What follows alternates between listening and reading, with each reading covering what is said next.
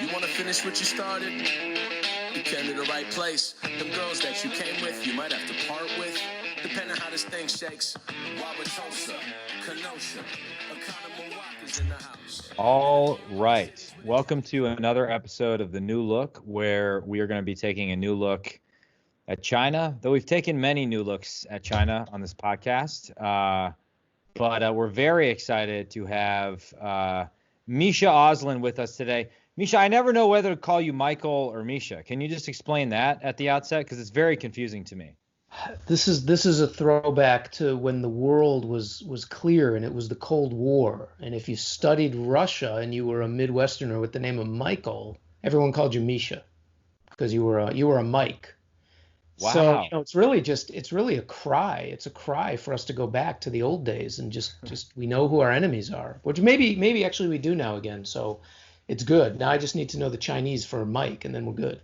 If I were a CCP apparatchik, I would accuse your name of being a relic of Cold War thinking, but I'm not that. Running dog imperialist. Yeah, that's right. So you mentioned that you are a Midwesterner. It's one of the many things I like about you, Misha. Where in the Midwest, and where are you from? Chicago. Oh, Chicago, yes. Heard of it. Once great city, currently on fire, literally. We say once in future, or a once great city that will always be great in the future. I had my bachelor party in Chicago, so I got love for Chicago. I just feel bad for all the. You cross state lines? Is that legal? Can you do that? I did. Yes. Now I'm actively trying to get Wisconsin to sort of welcome all the exiles. It's like my bill, the Hong Kong Airlift Act, to like welcome all the Hong Kong refugees back into America. It's the same with Chicago at this point. Totally. You got to drop your taxes a little bit in Wisconsin, and then I think we'll flood in. That would be a very good idea. You should do domestic policy. You have a future. The touch. Yeah. Better sports teams in Wisconsin. Yeah. Although we're not going to be playing football, there will be no. By the way, my dad was born in Milwaukee. I'm actually sort of a native Wisconsin. My mom was a Badger. That's awesome. No. I don't know how we wound up south of the line. Somehow we must have gotten kicked out. Undesirables. Okay, so you're a Cubs fan, though. So is that a product of geography? Does that and remind me where that north in Chicago side. That means you are? It just means you're from the north side. Basically, I guess you could draw the line through the middle of the loop, but basically you're from the north side. I grew up on the very far north side called West Rogers Park in Skokie, and so I could hop on the L and get down to Wrigley Field, get down to Addison, and it was a nothing to jump down there. So. But I had great respect for the Sox. I loved the Sox. I mean, I used to go to Old Comiskey Park, a beautiful park. It was enormous and looming, and whatever they call it now, cellular. I don't even know what they call it. It's not the same. But yeah, I always thought it was stupid if you were, North Sider, you love your team, but you don't got to diss the other team. The South Side was very working class, and then the North Side, especially after '84 when they won the division,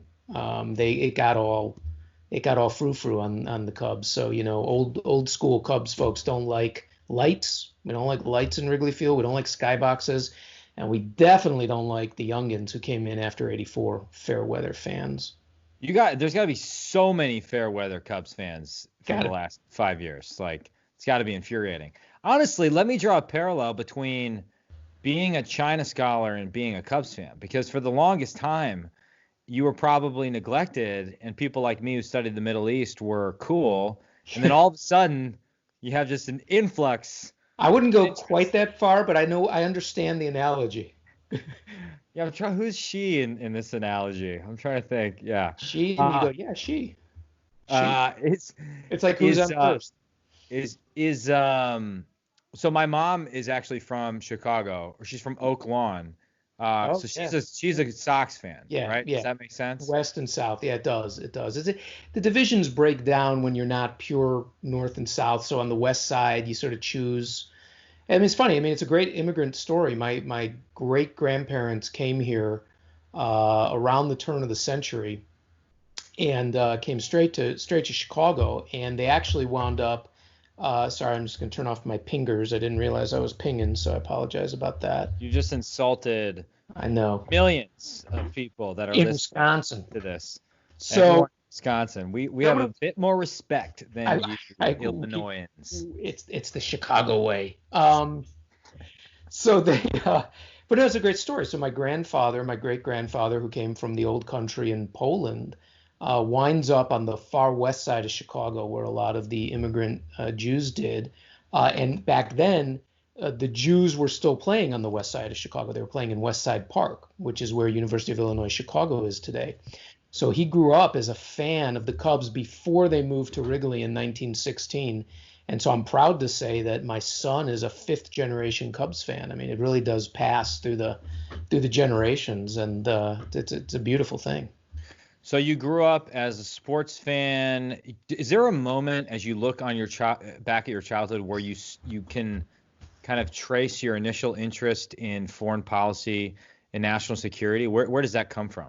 My dad served in Japan in the 50s in the army after he was not in Korea. And he had a great story about his story. I don't know if it's true. Can't imagine the Army works this way, but as they're inducted, but then you get to the specialization part, and back then where you're going to go, and they walk into a huge gymnasium, armory, whatever it is, and there's two lines, one massive line and one short line. And my dad asked what the short line is. They asked what the big line is. They said, well, that's going to Korea. This was about 56. They said, that's going to Korea.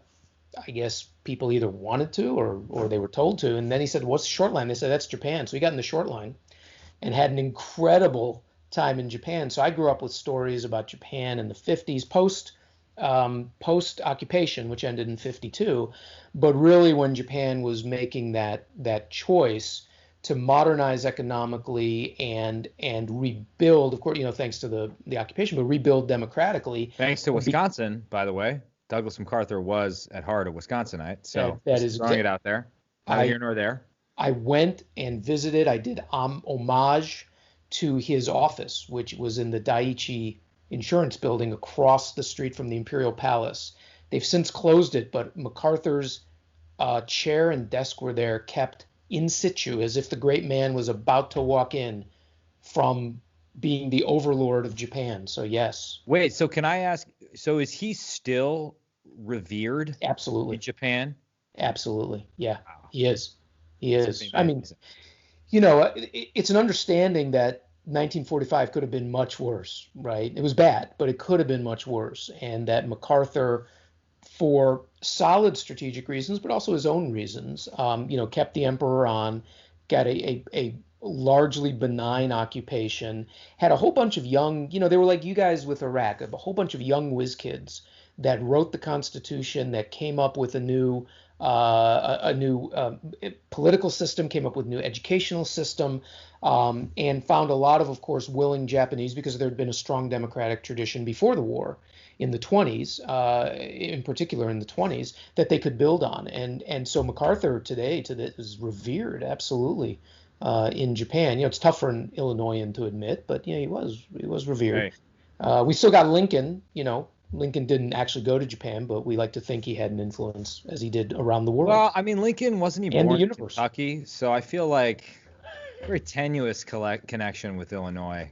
Indiana, Kentucky, yeah. They're all trying. And the Republican Party was born in Wisconsin, so I think Lincoln's as much a Wisconsinite as anything else. So. I derailed your story about how you got interested in foreign policy. I'm sorry. Oh yeah. No, I mean it was my dad going and just telling stories that were very much as you can appreciate old Army buddy stories. In fact, I wrote a piece for the Washington Post about 15 years ago called the disappearance of the old Army buddy, because we all grew up where everyone had an old Army buddy and they'd show up out of the blue on your doorstep, and then your dad and the old Army buddy would get rip-roaring drunk, which you'd never see otherwise, and they would tell these crazy stories, and your mom would be pissed, and then you'd go to bed, and then you knew they were really telling the stories.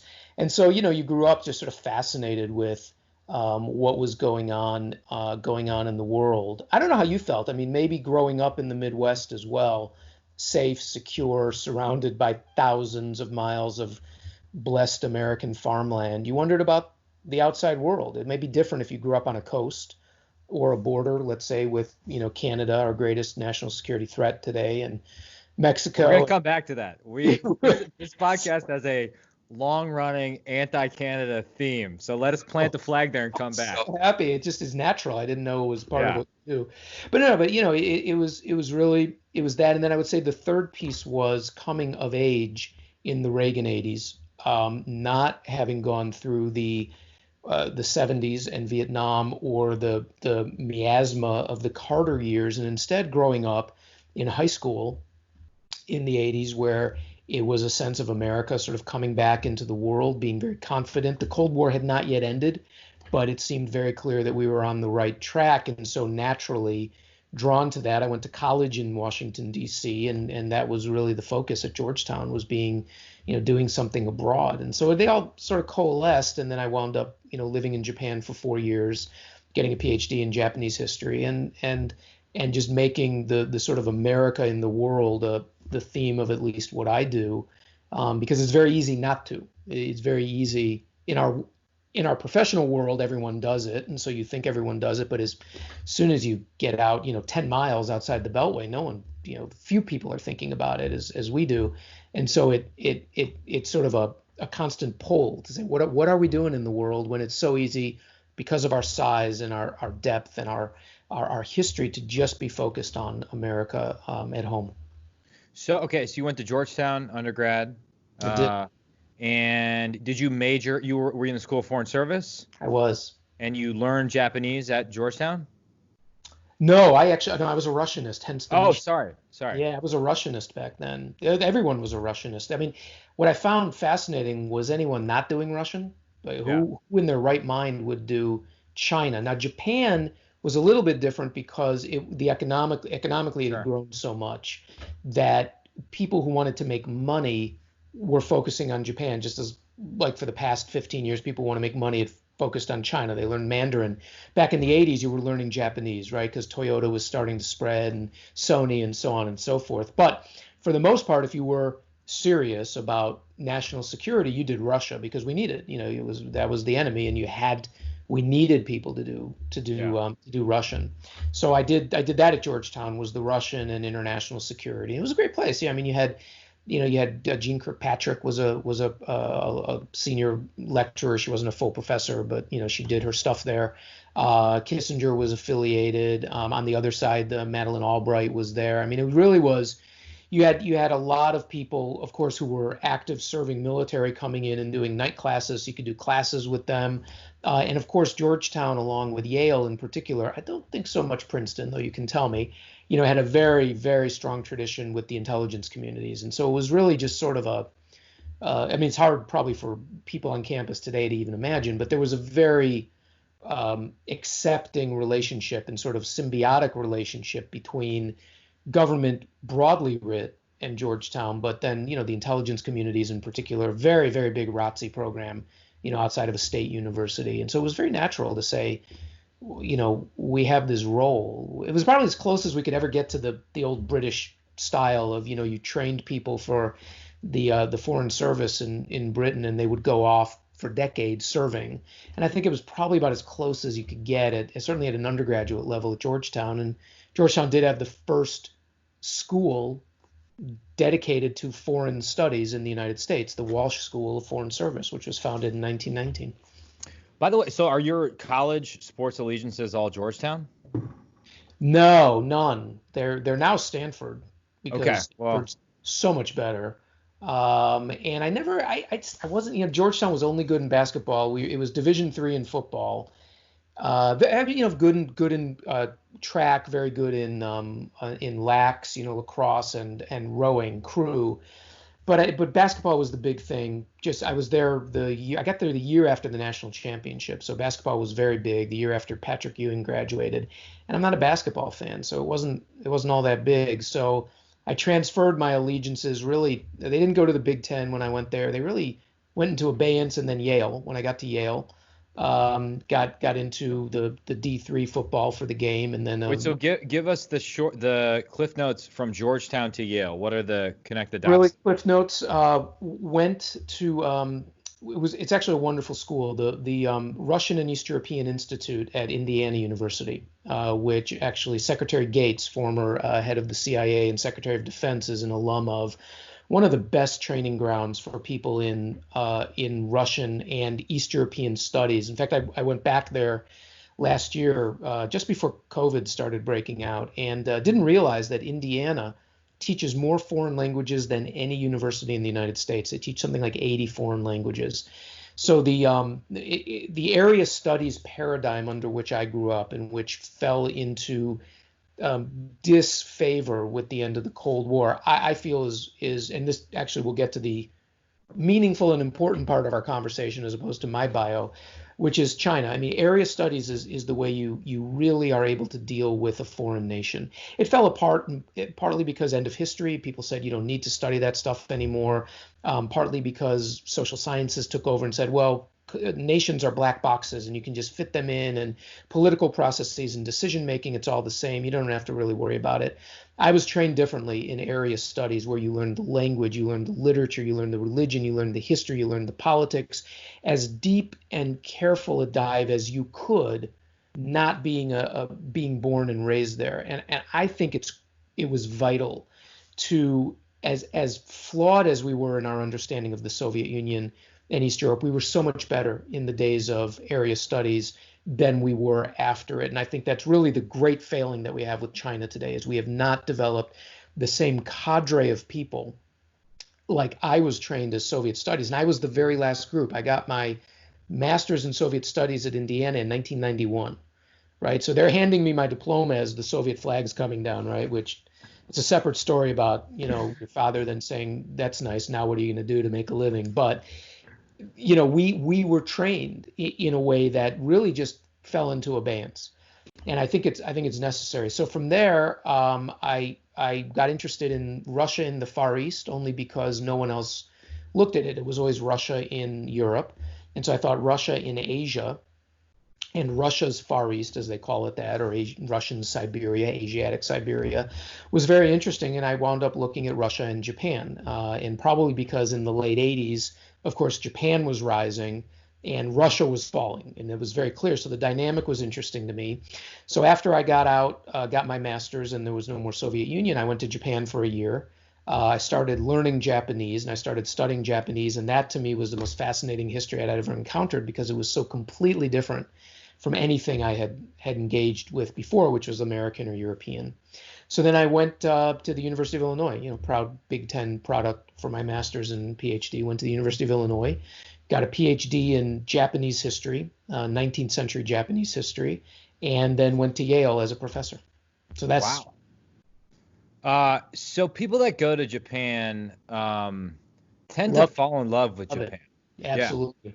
Yeah. So you're in that camp. What, and is it the culture, the people, the food? Fun.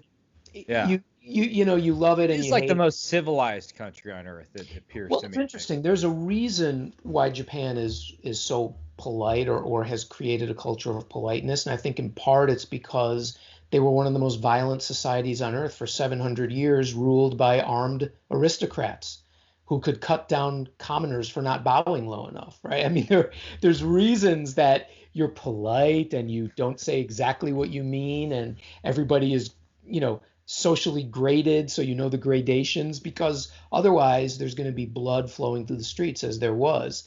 But the history was fascinating. It was a nation, a country that was always engaged with the world. It's a book I'd like to write about the myth of Japan's isolation. It's always been engaged with the world, but at the same time, always separate from it. And its own history is completely different. There is no history like that of Japan, which has elements, of course, they're very native elements, but enormous elements brought in from China and the continent, mediated through Korea, elements from India. My advisor in graduate school had what he called the big bus theory, which was that all of Eurasian history, the Silk Road and the like, all traveled on this big bus from Greece or France or wherever, all the way through Eurasia, hopped over the Japan Sea, usually through Korea, landed in Japan, and stopped, because there was nowhere else to go. Once you get to Japan, it's the Pacific, and there's nowhere else to go in pre-modern times. And so Japan collected all of this. So for example, you can go to the ancient imperial treasury in Nara in Japan and look at 7th century glass from Persia.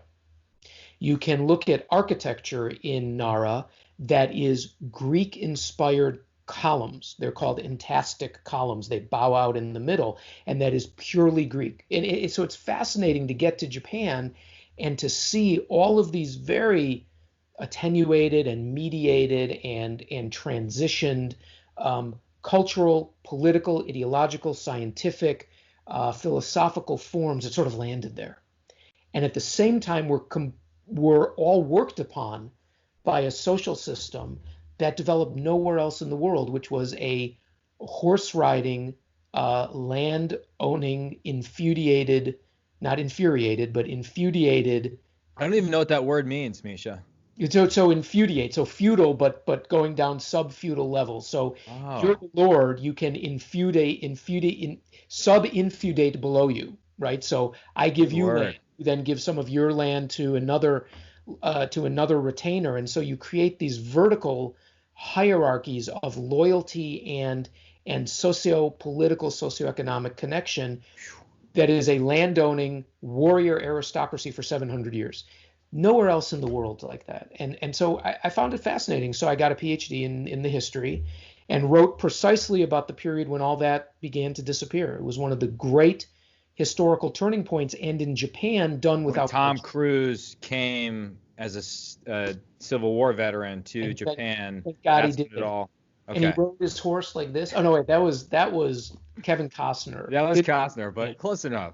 Yeah. Exactly. No, it was that period, the Meiji Restoration, the end of the Tokugawa Bakufu. And all the more infuriating that Tom Cruise let them take the Japanese flag off of his Maverick bomber jacket, because if anyone should appreciate Japan's culture, it should be Tom Cruise. Don't get me started. Don't get me started. It's not even, and it would be better if they just plastered Chinese flags on it and be honest about it than to take off the Taiwanese and Japanese flags. 100%. As I understand it from the photo, they didn't even take the flags off. They turned the circle in the middle of the Japanese flag into like a triangle. I know, it's awful. And then they just rearranged like the Taiwan flag into same colors but different. It's typical lack of guts in Hollywood. I mean, just if you're gonna do it, there's actually a Japanese proverb. My favorite proverb in Japanese, Doku okuaba saramade, which means if you're going to eat poison, like somebody they're giving you poison, eat it down to the plate. That's the literal translation. Don't nibble. It's poison. Don't nibble at it. Yeah. Eat the whole plate of poison. So it can't be half poisoned. Yeah. Exactly right. So if you're going to do it, go all the way. Okay.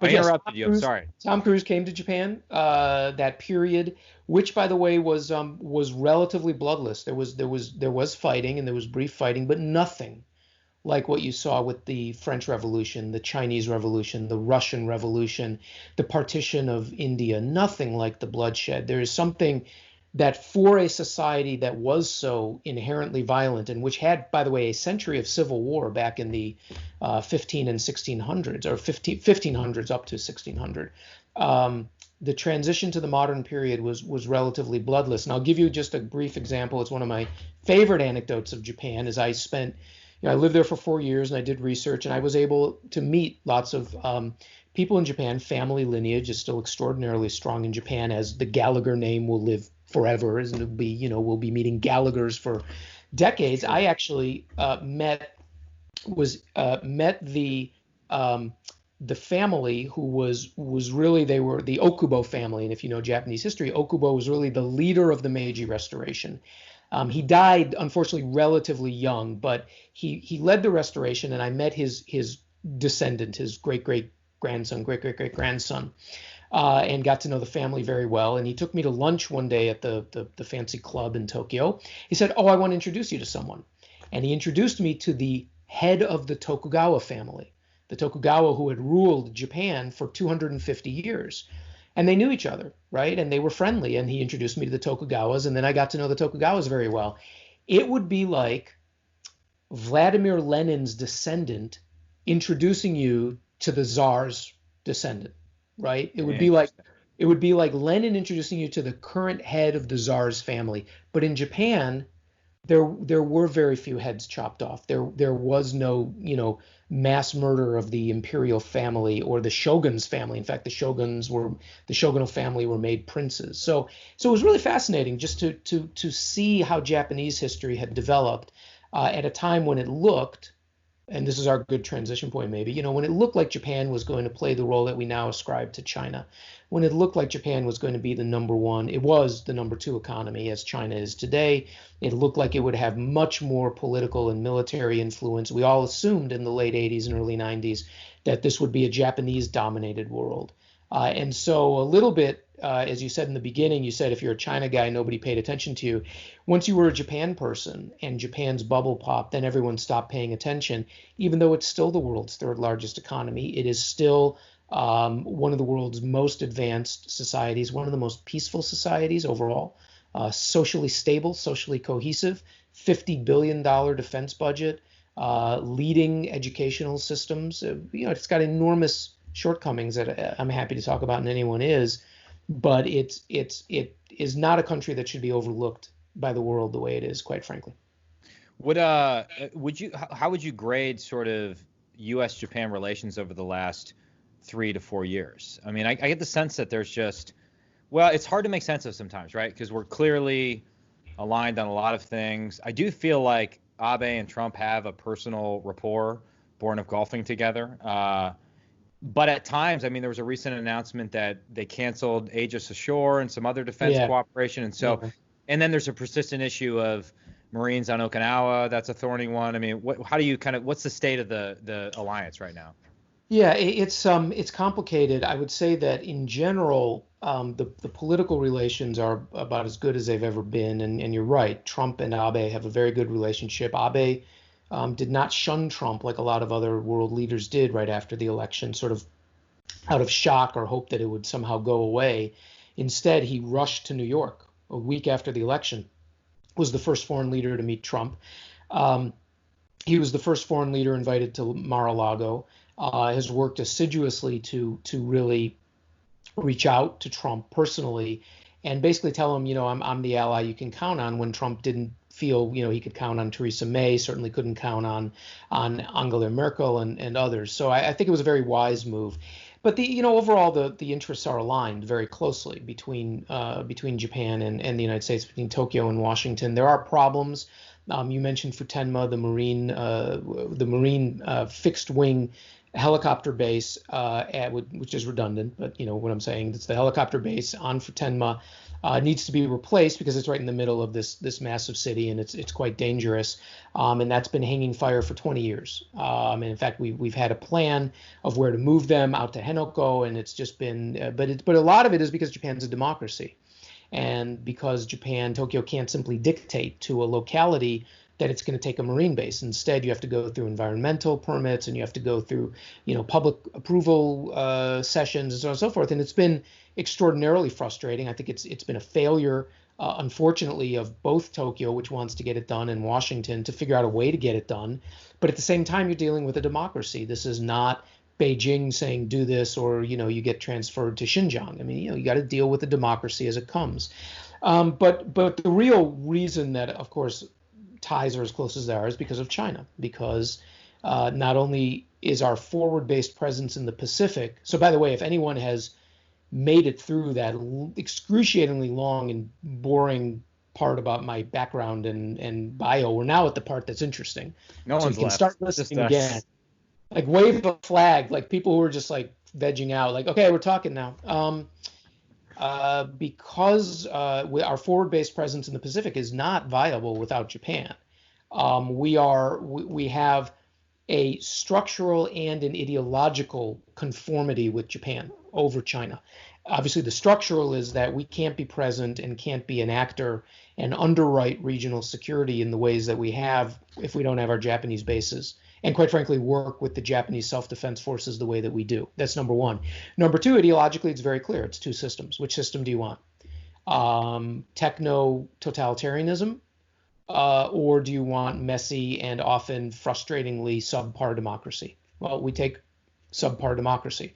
And that's what Japan is, just as we are. So we work together very closely. Japan is a model. I lived in Japan 4 years. I've spent more years than I care to remember traveling around Asia.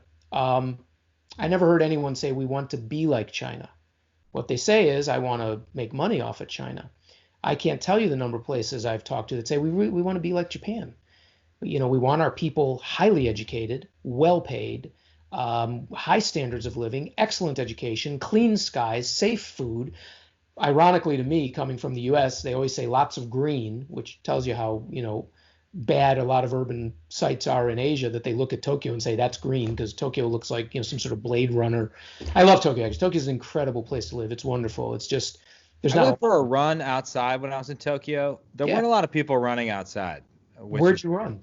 No. I don't know. I just ran around the city. No. Yeah.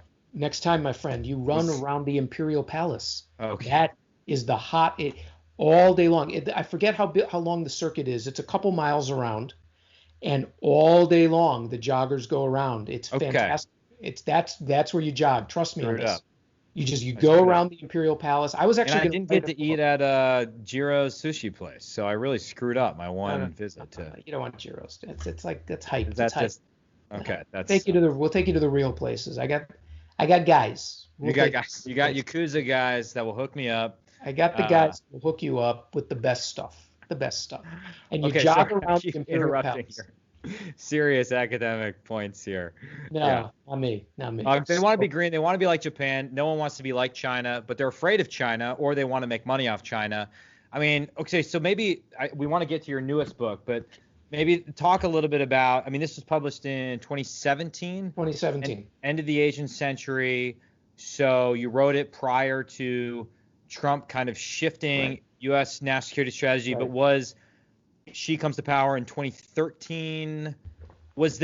Talk to me about just sort of the trends in the region, post Xi's ascendance, but pre-Trump election, and some of the arguments in this book. Well, the main argument of the book was simple. It was not to deny that Asia as a whole had made extraordinary, perhaps literally historically unique gains over the previous generation or two. And in fact, starting with Japan at the end of World War II, and then which spread from Japan to the Four Tigers, right? South Korea, Taiwan, Hong Kong, Singapore, and then spread to mainland China, and then began slowly, hesitantly spreading to Southeast Asia, because that was the story we all grew up with. The latest iteration was China, but before that, the iteration was South Korea and Taiwan, and before that, the iteration was Japan. We'd all grown up with the story about the future was Asian, right? The century was going to be Asian, and that power was shifting from east to west. And you still have books coming out, I think very misguided books that talk about has China won or when China rules the world. So what I started picking up, in fact, I went out to Asia to write a book about that, about basically our future has to be an Asian future for the United States. Otherwise, we're not going to play a big role in the world because the future is Asian. And I had already been going there for a couple of decades. But what I got as I was there asking specifically that type of question was a very different response everywhere. From China to Japan and Vietnam to Indonesia, wherever you looked, and India, the answers that I was getting from people was that you don't understand the problems we have, which of course none of us wanted to talk about because we wanted the CNN happy face version, which was Asia's the future, right? Come to Asia, you'll make money falling out like hitting water falling out of a boat. You can't miss, right? And I started getting all this other feedback. And I realized ultimately that it was, as I've said before, like the old radio announcer Paul Harvey's, this was the rest of the story, which was that there was a whole world of problems in Asia that we really weren't paying attention to. Even if we knew some of them or certainly understood the importance, again, there was a dominant narrative. And so I wanted to write a book about the rest of the story, about the things that we weren't talking about. And I started the research for that book around 2011 or so. I got out there 2010, 2011 for my first really serious set of interviews, and then shifted to this view of there's problems. And when I started, again, outside of the Asians, no one thought there were real problems with China. People knew North Korea is a basket case, but it is what it is. They thought Japan, it's sort of its time has passed, but it's what can you do about it? They looked at India and they said India is going to be the next China, or Indonesia is going to be the next China. No one wanted to talk about deep structural problems. And so the book that I ultimately wrote, The End of the Asian Century, is about the end of our dreams for what we thought the Asian century would be, meaning there were great risks throughout the region. And ultimately, you'll see in the early pages in the book, I came up with what I called a risk map. I tried to figure out, well, how do you express risk? And so I came up with a risk map and identified 5 risk regions that we really needed to pay attention to, which is the failure of economic reform, unfinished political revolutions, the demographic problem of either too many or too few people, the lack of a political community, and the clouds of war. Those were the 5 risk regions that I sort of walked us through, as if it were like a Lord of the Rings style map taking you through Middle Earth. By the time I finished the book, the book was finished around 2016, came out in 2017. The Chinese stock market had collapsed. The cyber intrusions from China were undeniable. China had begun to militarize the South China Sea. All of these things that I had talked about, the sort of danger signs, had really started coming to fruition. So the zeitgeist shifted to where you now have lots of books talking about, Asia's problems, China's threat, China's failures, things like that, in addition to the China Champions books. But this was the first book that really attempted to say, you've got to understand the flip side, which is that the economies could dramatically slow down. When I finished the book, China was probably still growing about 8-9%. Today, it's down to barely 6%, right? The macroeconomic slowdown is dramatic. In South Korea, they kicked a president out of office because of corruption, right? And the entire country came out, millions of people marching in the street because of corruption. In India, reform had stalled out, and in Indonesia, reform had stalled out. All of these structural problems that we wanted to pretend weren't there now have become the dominant narrative for our understanding of Asia. And so I'm glad that the book tried to make that argument early, when the bottom line was very simple. Don't get surprised by something bad happening in Asia. Just the bottom line was, don't be surprised. And it walked through all of those risks. Today, I think it's pretty much common wisdom. There's those who don't like it. They still want to argue that, China's won, for example. But I think almost everything I talked about in the book has come to fruition. And, I talked about the threat to Taiwan. Well, if you look at what's happened in Hong Kong today, we know Taiwan's next. So I think I don't mean that I wanted to be prescient. I wanted to analyze rifts and structures and risks that we should have, first of all, just known, but also then fitted into our policy making. And today, I think we're doing that. And I think the Trump administration is doing it. And I think by the end of their term, the Obama administration was beginning to do it, because they saw that the trend lines were not moving in our favor. So I'm happy that the book maybe had some small role to play in getting people to think about Asia differently. Well, I think it's particularly helpful. I think there's a tendency among members of Congress to ascribe everything in Asia to the CCP's behavior and the acceleration of that aggressive behavior under Xi Jinping. And your book is particularly helpful. Well, one, for commenting on that, but also just nesting it within these broader regional dynamics and giving a sense of how complex the whole thing is. In the war chapter, if I remember correctly, you do talk a little bit about, or at least mention the war that Vietnam fought against China. I'm fascinated to know more about this because, well, one, I went to Vietnam and I was just blown away. One, they love Americans there, which is crazy. Think about it. Two, these people seem to be good at They love us because they beat us. Let's be honest. Yeah, that's right. I mean, easy. They also easy to love us. They technically beat China too. Yeah, they did. They seem to be good at winning wars. They beat everyone. Well, and I just think, I mean, I guess, so who are there countries, like, I don't get a sense that there's a lot of Vietnam experts in the American government. No. Nor do I get a sense that there's a lot of Indonesia experts, right? Probably India is getting a lot of the current generation, but there's all these countries that are incredibly important that just don't seem to get as much attention within the U.S. foreign policy community. Totally. Which countries stand out for you? No, I think you've pinged it. I think the biggest one is India. There are really only a handful of Indian specialists in Washington. There's a small group, and they're good, but there's not nearly as many as we need for the world's largest democracy. Also, one of the world's largest Muslim countries, if not the largest, certainly next to Indonesia. A crucial security player, a crucial economic player. I mean, and it's not that India will replace China, though it is going to be more populous than China, probably almost already is. It's that India, first of all, in the Indian Ocean, in South Asia, so you talk Pakistan, but you talk Bangladesh as well, you talk Bhutan, you talk Tibet, plays an absolutely crucial role. But that role is one that through Indian history has spread down into Southeast Asia, so it's spread farther than just its immediate neighbors. India has a look east, act east policy, which means it wants to continue, not just continue, but to enhance and increase what it's doing in the region. We need far more knowledge of India, and I will say, as much as I have spent a large part of my professional and quite honestly personal life dealing with Japan and fascinated by Japan, the most interesting country in the world to me, bar none, is India. I mean, when you go and you spend time there, have you been there?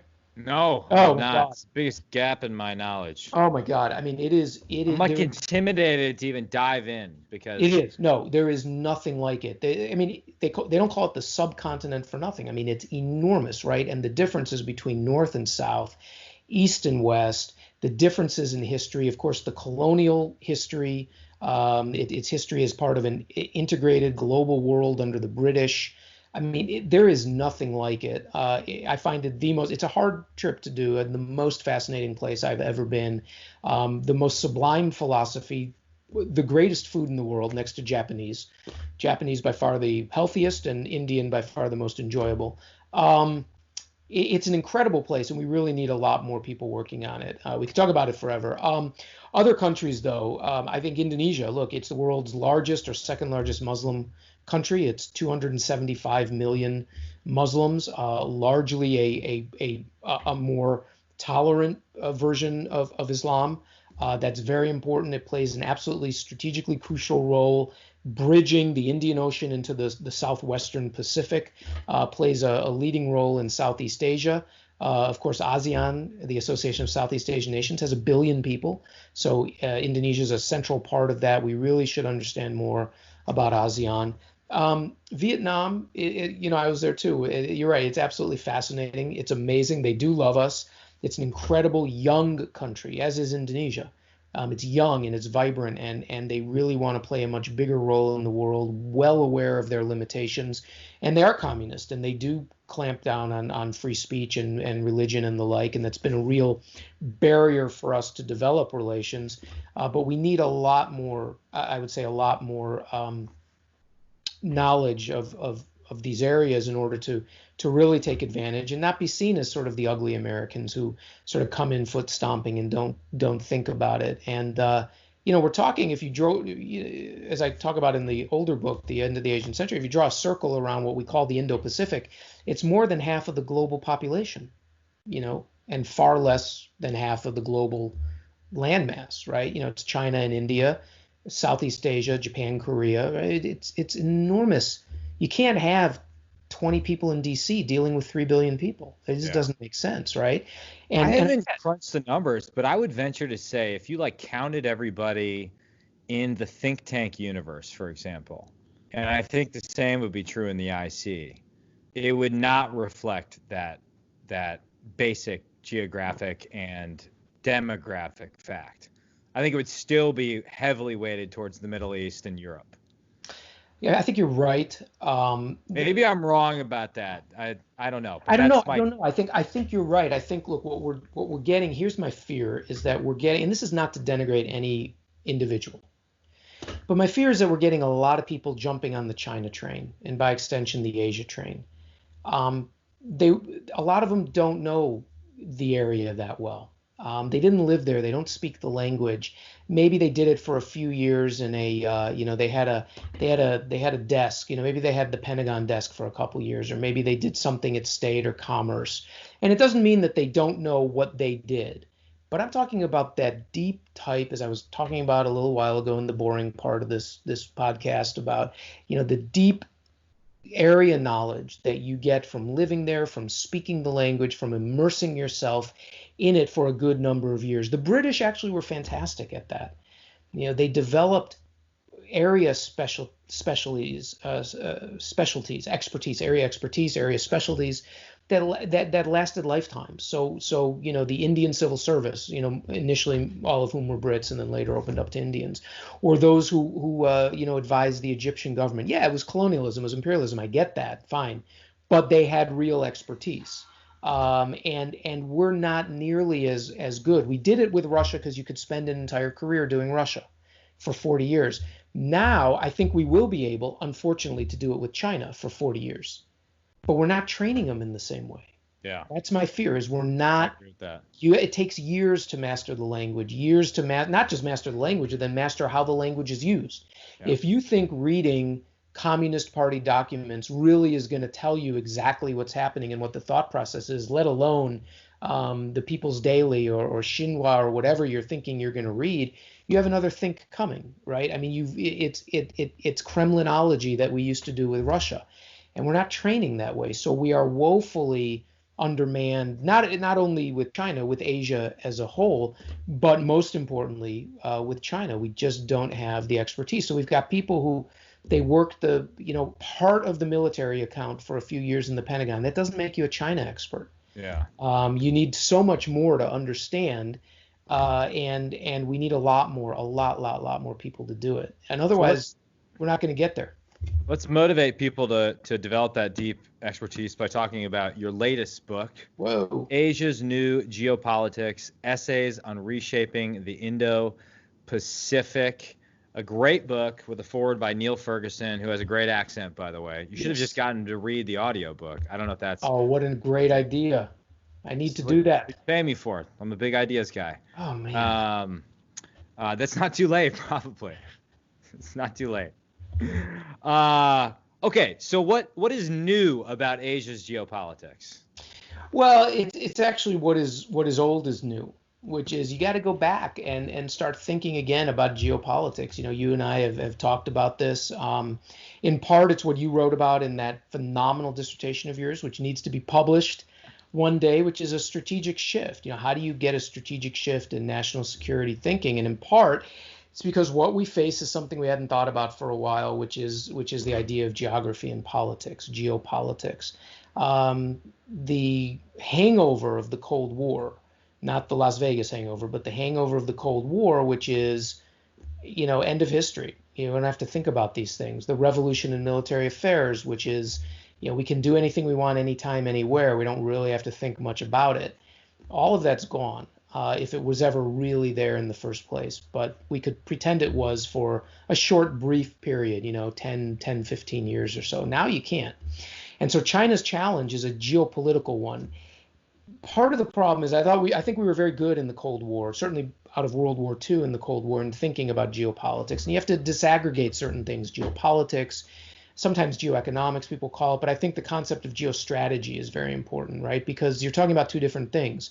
Geopolitics is a set of conditions, right? It's how policy and or politics, foreign policy is acted in a geographic sphere. Meaning, if you want to do something with a country and that country is in the Arctic, well, you don't have to worry about the desert sandstorms, right? Or if it's a country that is so completely isolated, it has no ports, you can't be thinking about how am I going to ship something to it with a port. I'm just saying you have to think about how you act in a geographic realm, in a geographic space. Who are its neighbors? Where is it located? What access to resources does it have? What access to resources does it want? How does it act within its own constraints?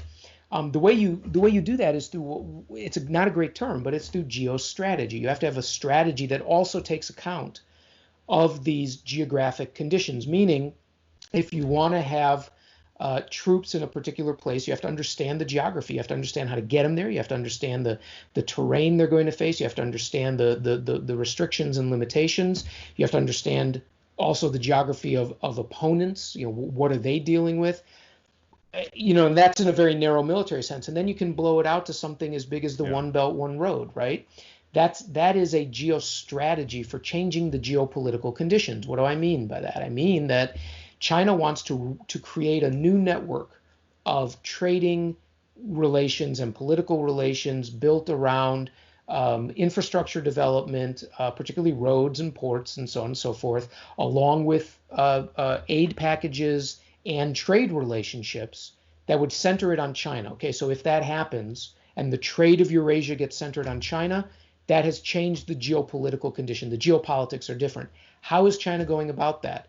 The geostrategy is One Belt, One Road. It's to build those roads, build those ports, make those trade agreements, and so on and so forth. That's the geostrategy. If a decade ago we used to talk about the first island chain, the second island chain, the string of pearls, we had all these fancy little names for it. Well, those were geostrategies on the part of China to change the geopolitical condition of the United States being the dominant military power. If they are able to control effectively the South China Sea, they've changed the geopolitical landscape, right? If they can lock us out of it through what we used to call anti-access area denial capabilities, then they've changed the geopolitics. How do they do it? That's the geostrategy. So we need to think in both terms. We have to understand what the geopolitical conditions are and the conditions that we want to see. But then you have to have a geostrategy to deal with it, right? You can't say, well, we got an aircraft carrier. Well, that aircraft carrier could be at grave risk from land-based Chinese ballistic missiles. That's the geopolitics you're dealing with. The fact that you have an aircraft carrier doesn't mean that you can affect your policy. You now must think about the geopolitics. And then you have to say, well, if I can't bring the aircraft carrier in, what's my strategy? And what's the geostrategy? We talk about Guam. It's crucial. Sometimes people call it a one-point failure, right? Meaning if Guam goes away through a Chinese attack, we really don't have a presence in the Indo-Pacific. Let's just, for the sake of argument, Guam is a one-point failure. Okay, so what's our geostrategy, right? The geostrategy right now is Guam. Well, if Guam's at risk, we have to do something else. So you really have to think about the nexus between the geopolitics and the geostrategy. I guess I'm going on too long. That was the large point of the book, was to say, think about Asia in that way. Explicitly. Don't just understand that China's far away and you got to sail our ships to it. Think about it more rigorously. Bring back some of the writers like Nicholas Spikeman, even going back to Halford Mackinder. Wait, so who's Spikeman? Huntington. Why should we care? I have all the time in the world for Spikeman. I love Spikeman. Spikeman was a Yale geographer and political scientist. No one's written a biography of him, unfortunately. I think it's time. Not that I'm aware of. And he died very young. I don't exactly know how old he was. I found my post-congressional mission here. If we got to do it together, because I want to do it too. Yeah, I'll just put my name on it. You write it. Yeah. Typical Washington Division of Labor. I love it. He was a fascinating writer who expanded the original geopolitical arguments of Halford Mackinder. Everyone probably has heard of the heartland, right? The great heartland thesis of Mackinder, which is whoever controls the heartland controls Eurasia, and whoever controls Eurasia controls the destiny of the world. And Spikeman wrote in a couple of books, but most particularly a book called The Geography of the Peace, which was published posthumously. He died during the war. I think he died in 1943. Wrote that really what we're focused on when we talk about geopolitics is the rimlands that are first of all on the edges, the rim of Eurasia. So let's say far Western Europe, you're talking France and the Low Countries, even, to be honest, stretching into Germany, but that's the rimland, or the Chinese littoral on the other side of it. And then what he called the marginal or inner seas, marginal meaning they were on the margins. In this case, he was talking about things like the English Channel or the North Sea, or he talked about the Sea of Japan, the East China Sea, the South China Sea, right? These are the seas that separated the rimlands, and then they were separated from them, of course, by England and Japan as island nations from the great oceans. So where we thought about geopolitics was really from two strains, was Halford Mackinder and Alfred Thayer Mahan. So we thought land-based from Mackinder, which is if you control the heartland, you control the world. And then thus of course, you need a big army and land forces and things right, like that. and railroads and the like. And then Mahan came along and said, well, if you control the high seas, then you control the world because you control commerce and the like. But the truth is, we almost never fought on the high seas, except very rarely. Where we fought was in these marginal seas, right? The Battle of Britain was in the air, but it was for the marginal seas. Britain fought certainly in World War I and in World War II, and most of the U-boats attacks, they were centered. They were in the Atlantic, but they were much closer in. They weren't the bulk. If you look at the plotting, they weren't out in the middle because it's too big, right? Same thing with Asia. Japan fought for mastery in Asia against China and Russia, and then later against the United States and the Allies in the inland seas. It fought, not the inland seas, but the marginal seas. It fought to control the East China Sea and the South China Sea and the Yellow Sea, because that's where the people are. That's where the production is, right? The production can be moved inland, but for the most part, it's near the oceans because it's easier to get to, and it's easier to get raw materials and ship out. It's where the great cities are, where Shanghai is, right? For example. So the point is Spikeman came in and said, no, what we're really talking about is we're fighting for the rimlands. That's where the population is. That's where the productive capacity is. We're fighting for the marginal seas because if you control those, you can keep people in and out. So what did the Chinese do? When they started talking about anti-access area denial, they didn't talk about, well, we're going to fight you in Hawaii. They said, we're going to control the East and South China Seas. It was exactly what Spikeman talked about. It was exactly what the Japanese did. So that was, I think, Spikeman's great addition to Geopolitics, was to talk about the real areas of contestation and where you really need to be most strategically focused, as opposed to, well, we have Midway, great, right? Well, the Japanese, they wanted to control Midway as a stopping point to get to Hawaii, and then from Hawaii you could launch on the United States.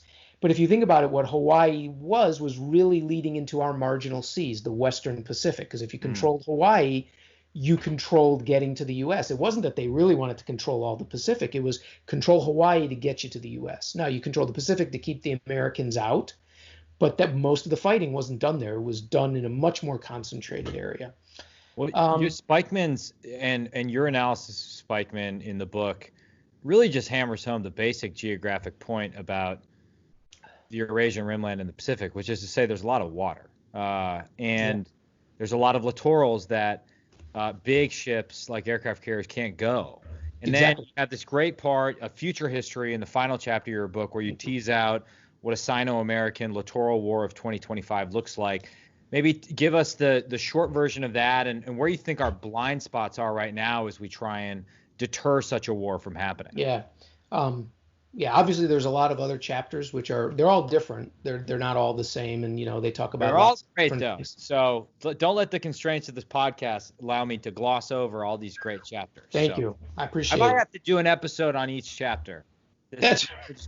So we're talking, you'll have no viewers, but I would appreciate it. So the last chapter is one that, since I wrote it just even a few months ago, I'm getting very worried about it, because I think it's even more likely than when I wrote about it. Let me tell you what it's not. What it's not is probably what some of your listeners have read about a future U.S.-Chinese war in which the Chinese decide to do a cyber Pearl Harbor. Or that container ships open up and they're launching missiles at the U.S. ports and destroying the U.S. Navy in the port. That is a war of choice, and it's a war of premeditation. I don't see that happening. Certainly not within probably my working lifetime with China. Well, maybe within my working lifetime, but for the most part, I don't see that happening. Instead, what I did is I took all the headlines that we've been reading for the past 20 years, actually going back to the 2001 EP3 incident, and said, okay, what if these happen in a slightly different context, meaning China and the U.S. planes collide again because the Chinese are aggressive, and this time our plane doesn't land safely. What if instead of the Chinese ramming a Vietnamese patrol boat, they ram an American ship and it sinks?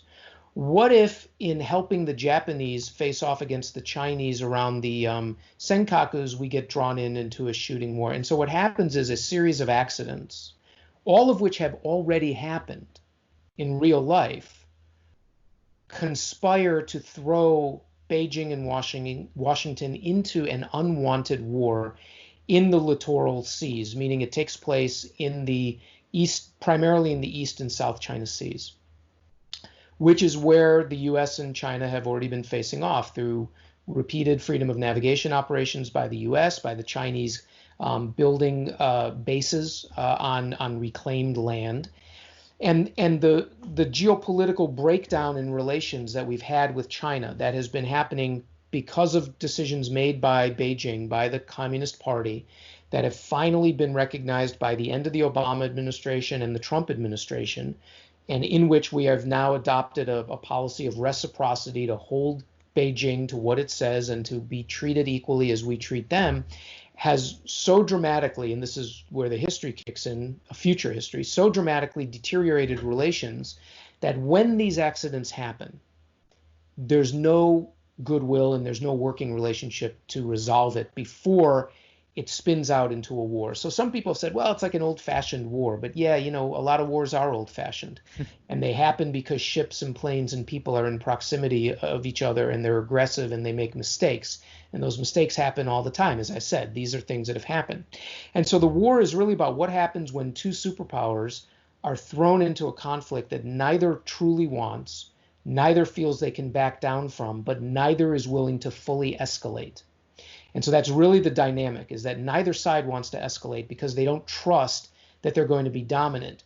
And yet, if you think of it that they don't want to escalate up to here, the question is, what do you do up to there? How do you take advantage of it to come out of it in as best position as you can? And so the Chinese do everything they can to take advantage of the fact that in reality, we have a very limited amount of resources in the Pacific at any given time. We have wonderful people and wonderful platforms, but they're fairly limited, and they're 3,000 miles away from home, around 7,000 miles away from home. They're very far. So the war plays out with both sides trying to take advantage of an unwanted situation, but not escalate it fully. So there's no cyber Pearl Harbor. There's no escalation to nuclear, because that's where they both get very worried about what this can spin out of control. But it ends. Well, I'd love people to read it, so I don't want to give everything away. Yeah, don't give away the good stuff. I mean, it does end where let's put it this way: the U.S. doesn't really win this war, and yet it doesn't fully lose it. And I think that's the way we're so used to World War II and the good war and clear victory, that when you look at Korea, you look at Vietnam, you look at Iraq, that's actually how most wars end in many ways. We don't fully win and we don't fully lose. And to bring it back to the theme of the book, Asia's geopolitical environment is utterly transformed by it in a way that I happen to believe is entirely realistic. And so what worries me is that I think we're edging closer and closer to this. We're getting more and more headlines about it, and it just worries me that we could actually be thrown into this. And so I really do want people, and particularly policymakers like yourself and leaders, to read it, to look at what one possible outcome is and to think about it. Well, I did read it. It's phenomenal. Would you agree with the following statement? Because there is doubt, both internally in America, but also in Beijing, that we are willing to escalate to the nuclear level, to sort of the ultimate deterrence by punishment level, that therefore wisdom lies in fielding denial capabilities at the sub-nuclear conventional level in order to prevent the CCP from achieving their objectives in real time, as opposed to putting all our eggs in the basket of hoping we can threaten them via punishment. Does that make sense? Yeah, it does. I mean, look, it goes back to, who is it? I can't believe I'm forgetting. If you Glenn want, Snyder is usually the deterrence by punishment denial guy. I was actually going to go back to Caesar, I think, which was, if you want peace, prepare for war, right? That's right. Whatever it is. Caesar, never heard of him. Yeah, who is that guy? Pizza, right?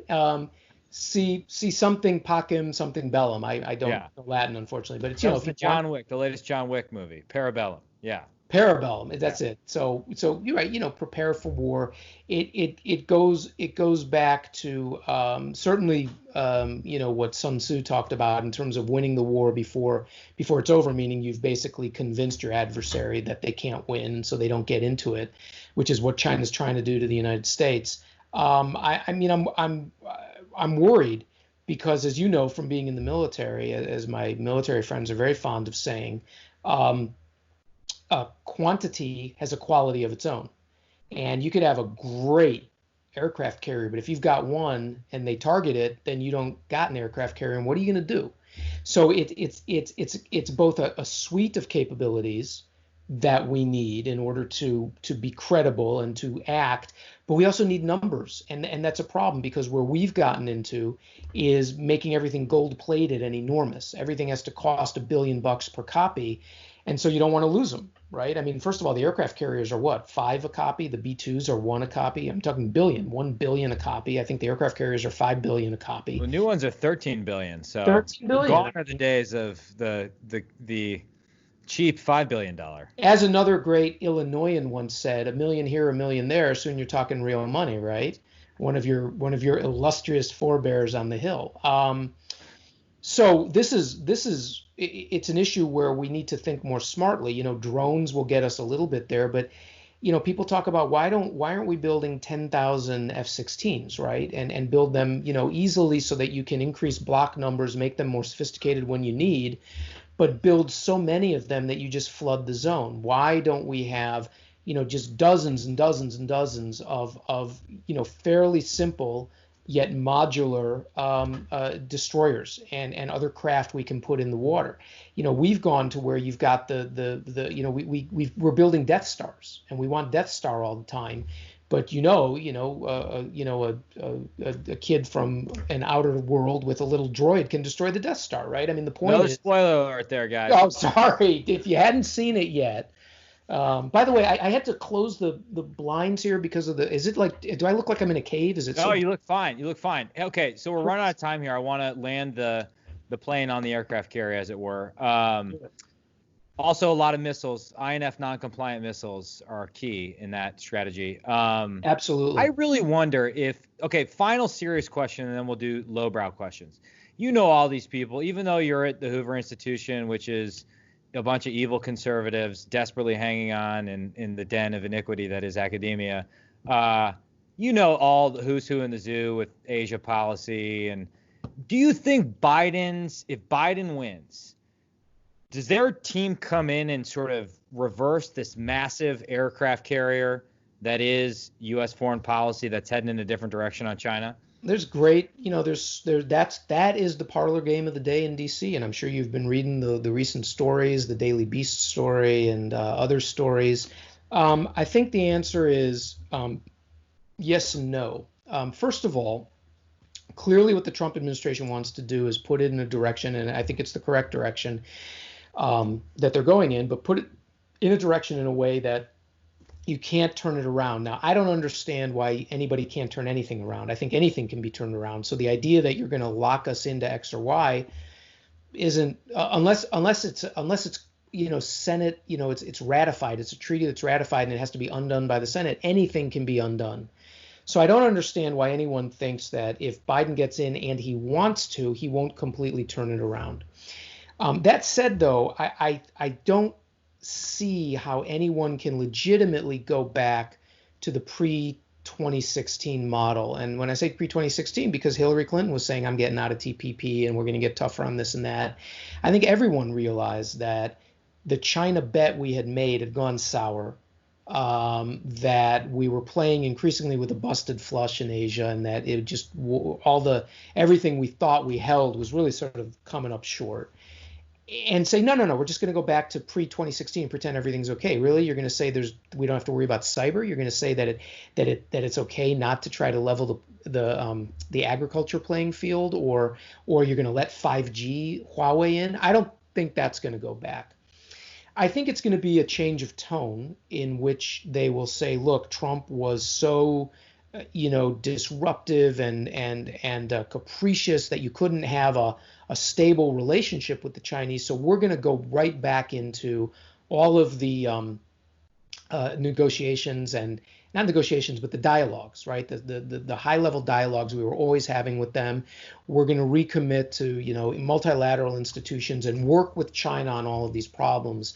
While at the same time, I think they will be hamstrung in certain ways. Things they could do would be to reduce freedom of navigation operations, reduce the military pressure, reduce somewhat on cyber, not go after as many people. So, for example, on Hong Bad Kong. ideas all. Yeah, those are bad ideas, I think. And I don't know what they're going to do, but they could say, well, look, we're taking the sanctions off the Hong Kong, the instigators of the Hong Kong national security law.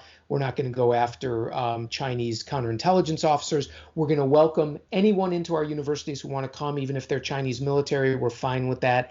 I mean, they could reverse that stuff. In essence, what I'm saying is they could reverse the reciprocity policy. Yeah. And they could go back and say, look, we trust you and we're going to work with you, so let's work together. I think it's wrong and I think it's foolish. I think that in the campaign, they're going to try to out-hawk the Trump people because they realize, and everyone who's advising Biden worked for Obama and many of them worked for Clinton, and they realized that their China policy was, quite frankly, a failure. I mean, at the end of the Obama years, we had a militarized South China Sea. We had rampant cyber espionage.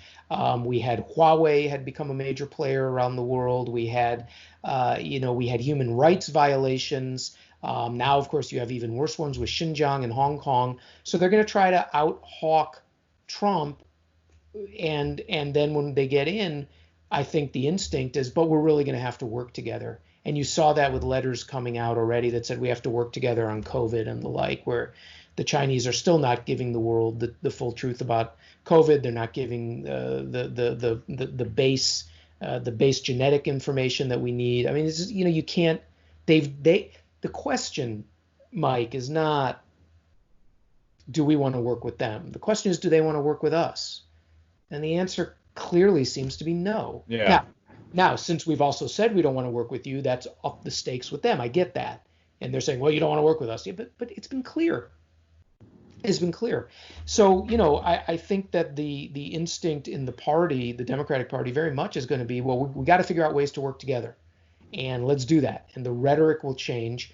There was a report, I haven't seen validated. Maybe you can tell us that Biden folks are not meeting with anyone from Hong Kong, any of the democracy folks from Hong Kong. I don't know. But these are the types of things you'd want to look at. For example, the Obama people, put the Dalai Lama in through the back door and then wouldn't meet him again, right? Wow. They sent very clear signals to Beijing that we don't care about your treatment of Tibetans. This is not an issue for us, right? So let's at least be aware of what they're doing. If they are meeting with the Hong Kong people, which I hope they are, wonderful. Give them all the credit in the world for doing it. If they're not meeting with the Hong Kong people, then let's start asking, why aren't you meeting? I mean, tell us why. Yeah. What's the reason? Because you can easily get yourself back into I call it the dialogue dependency trap. It's where you feel you must be engaged with just one more set of dialogues, because otherwise you're going to rush pell-mell into war. You got nothing, yeah. So, and we're often presented with that false choice of it's either diplomatic engagement or full-scale littoral war of 2025.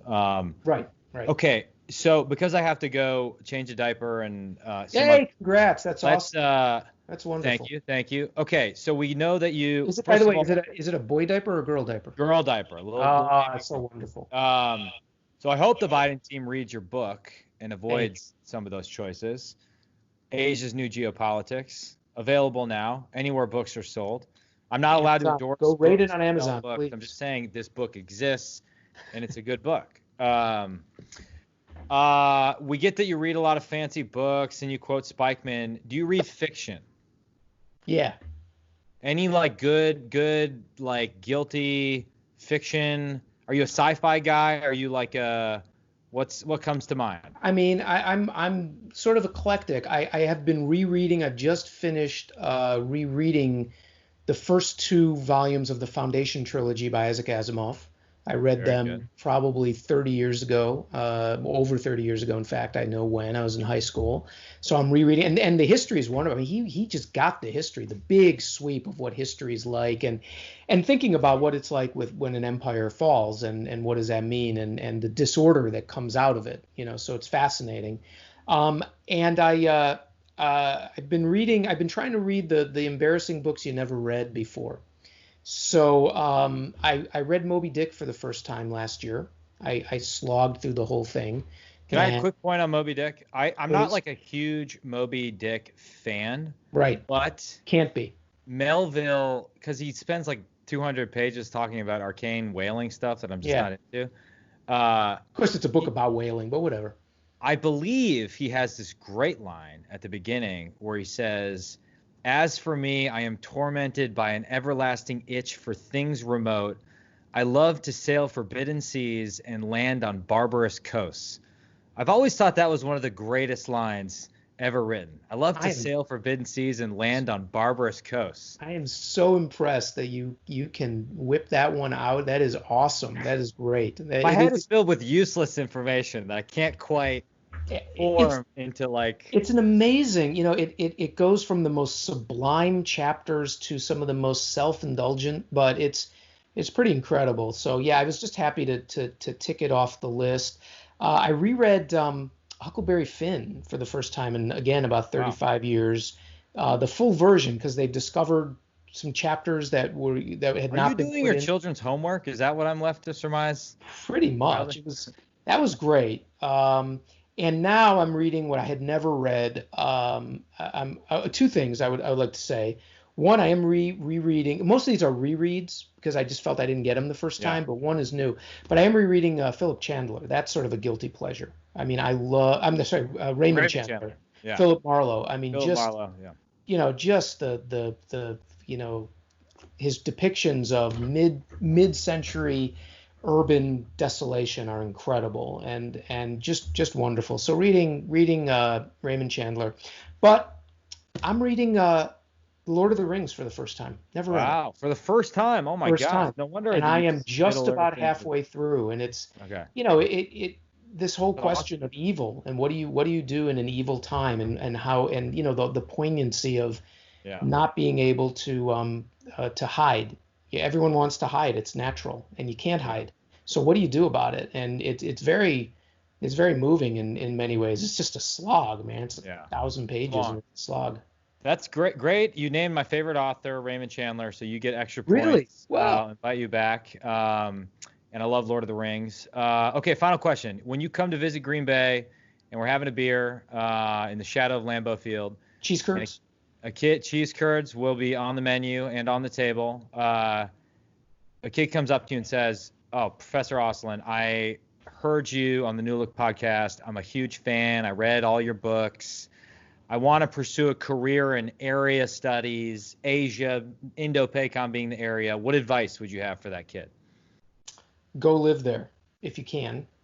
That's hard. I don't recommend going to China now, but go to Taiwan for sure and live in Taiwan.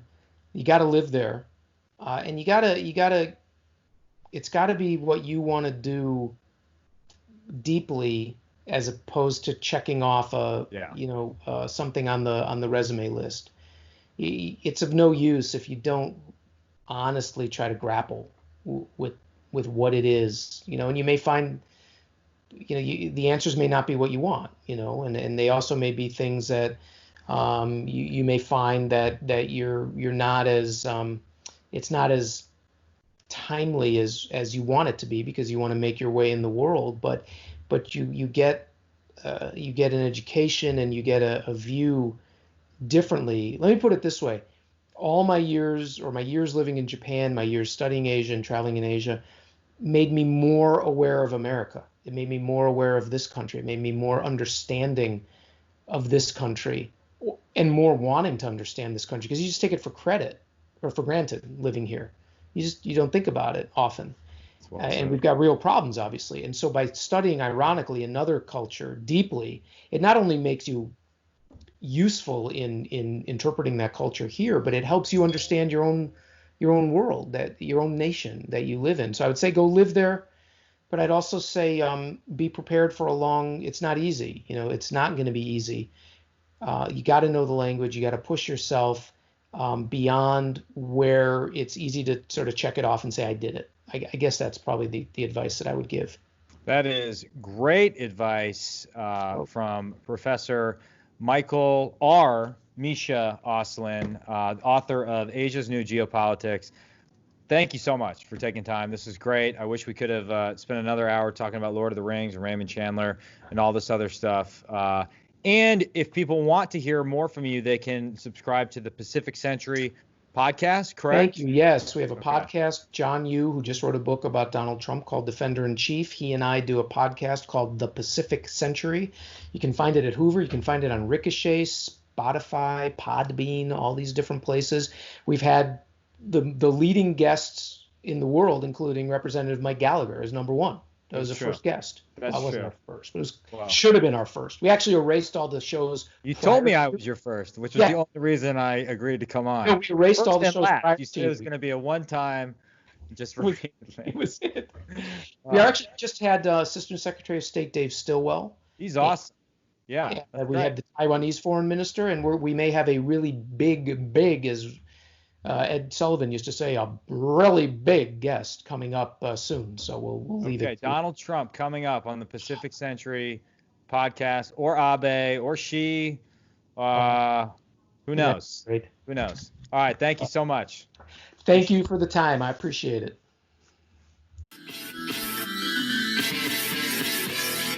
The dude